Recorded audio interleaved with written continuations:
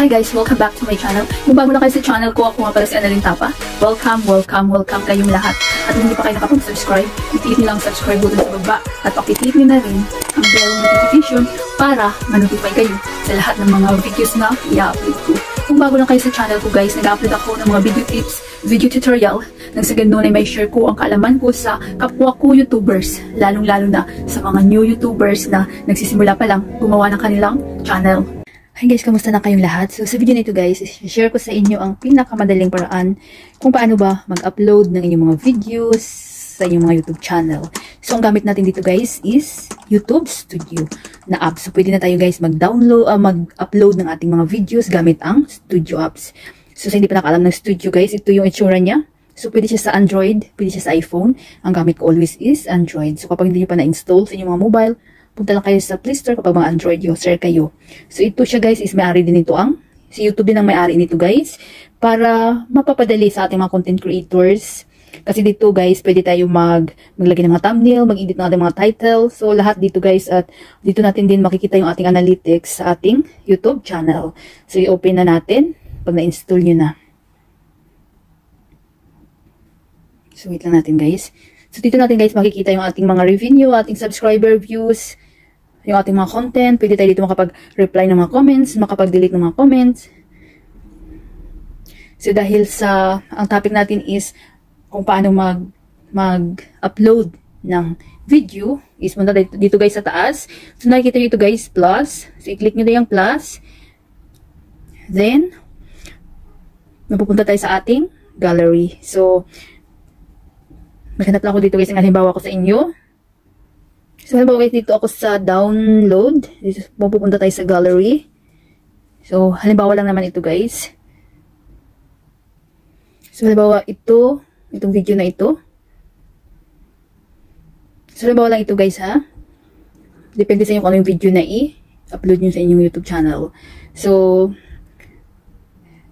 create a title. So, depende sa inyo kung ano yung title na gusto nyo. So, halimbawa kasi more tutorial ako, paano mag-upload ng video. Halimbawa lang naman yan guys. Then next, maglagay kayo dito sa description. So, sa akin guys, pinupuno ko yung description ko. Nilagay ko dito kung ano yung title ko, kung ano yung pinaka main keywords ko na paano mag-upload ng video sa YouTube. So, pinupuno ko ito guys at nilalagay ako dito ng mga link ng video ko na iba para kapag ma-view ng mga viewers ko. So, i-click nila yun at madadirect din sila doon sa another video ko. So, dagdag views din, di ba guys? So, paano mag-upload ng video? So, halimbawa lang ito guys, punuin nyo, ano pa ilagay nyo dyan, this video, kung saan ba, tungkol saan ba yung video na i-upload nyo para alam ng YouTube algorithm kung saan niya ipopromote, tungkol saan ba yung inyong videos. So, nakakatulong din yun guys na punuin nyo yung video. Punuin nyo yung inyong description. Lagyan nyo ng laman kung baga, hindi empty. Para mas professional siyang tingnan. Then, ito na importante nito guys, visibility. So, dapat lagay muna natin sa unlisted. Ayan.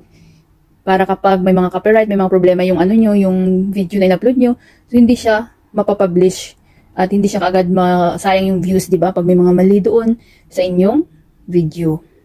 Then, monetization. So, kapag monetize na kayo guys, available ito. So, i-on nyo yan guys. Ayan. On. Para magkaroon siya ng ads. Yan, naka-on siya. Back uli. Then, add playlist. So, dapat gumawa rin kayo ng playlist nyo para organize yung videos. So, sa akin, may travel, may tutorial. So, dito ako sa tutorial. Halimbawa naman ito guys, tutorial. Then, next. So, allow video and audio remixing. So, don't allow remixing. So, ito siya guys is let others create short using content from this video. So, kapag i-check nyo itong allow, so ina-allow nyo yung iba na pwede silang kumuha ng mga clips doon sa inyong video. So, sa akin, dahil pinaghirapan ko ito, ayaw ko. Don't allow. Then, back. So, comments, naka-off. So, dapat i-on nyo kasi napakahalaga ng engagement. Diba? Nakakalagdag yung guys, yung may mga comments ng mga viewers nyo. So, nakadagdag guys. Then, back. Then, sa taas ulit tayo. Next. Then, is this video made for kids? So, ang video ko guys, so more tutorial at may konting travel ako, travel vlog.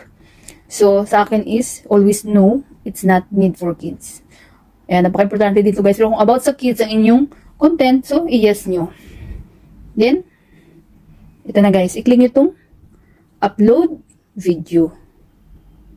Ayan. So, ma-upload na yan siya guys. Napakadali lang guys, diba? So, available na dito sa YouTube Studio Apps. So, yan, naglo-loading na siya guys. So, napakadali lang guys. So, processing will begin shortly. So, i-download nyo na itong YouTube Studio Apps guys. Kasi napakaganda ito guys. At si YouTube din ang may-ari nito.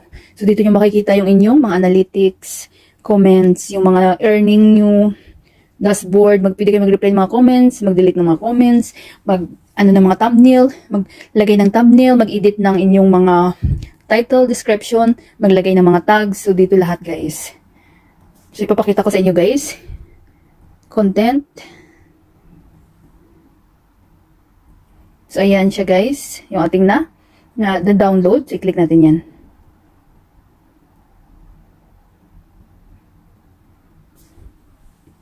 So, i-click nyo itong edit guys. Ayan. I mean yung parang pencil. Medyo mabagal yung internet ko guys. Pasensya na. So, iba nakalagay. Mayroon tayong title. Diba? May title. May description. So, ito guys. Kasi nung nag-upload tayo, wala pang, hindi available yung tags. Pwede na tayo maglagay ng tags guys. I-click nyo yung more option ito. Tags. So, sa akin, kung ano yung pinaka-keywords ko, ito yung tinatype ko na unang tags ko. So, paano? Ano ba yung kanya? Paano mag-upload ng video. So, paano mag-upload ng video? Pinupuno ko rin to guys. Napakahalaga din ng tags. Paano? Pero dapat yung tags nyo is related doon sa content na in-upload nyo. Paano mag-upload ng video 2024? Or paano mag-upload ng video? Yung gamit ang YouTube Studio. Ganun lang guys. Then, ito na ano na natin, don't allow. So, category, entertainment. So, sa akin guys, lagi kong tini-check kasi about tutorial ako. So, how to and style. So, depende sa inyo kung about sa ano ba guys. Comedy ba, educational, entertainment, film and animation, gaming. So, i-click nyo yan guys. Okay? Then, comments. Then, ito. So, standard. Napakalaga din to. Standard YouTube license. License and distribution. So, ito. So, lagi ko talagang kiniklik tong standard YouTube license kasi sa sariling video ko, pinaghirapan ko yung aking mga content. So, kapag Creative Commons, guys, ito yung mga nakukuha nyo or pwede nyo magamit yung di ba may mga content creators na ina-allow nila yung iba na gamitin yung video nila. Pero minsan may bayad, mag-credit ka. So, i-click nyo yung Creative Commons. Pero kapag standard, sariling video nyo, so standard YouTube license. Then, save. Ayan. So, napakadali lang guys. Mag-upload ng video gamit ang YouTube Studio Apps.